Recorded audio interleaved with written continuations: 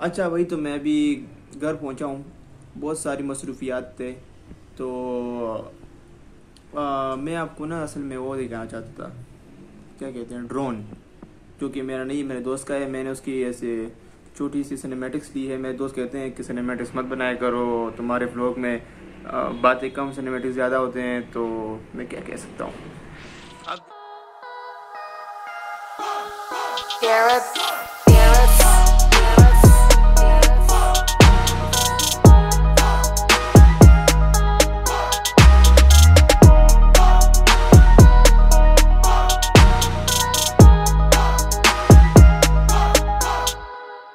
तो ये था ड्रोन, लेकिन ये ड्रोन जो है ये उस लेवल वाला है नहीं।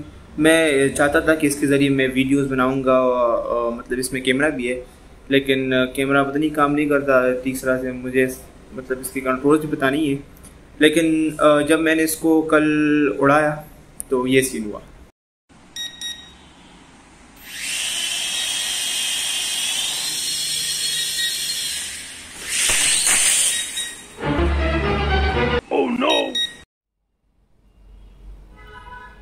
इस दिन के बाद यार मैं अब ना सोच रहा हूँ कि इसके साथ एक ही काम कर सकते हैं।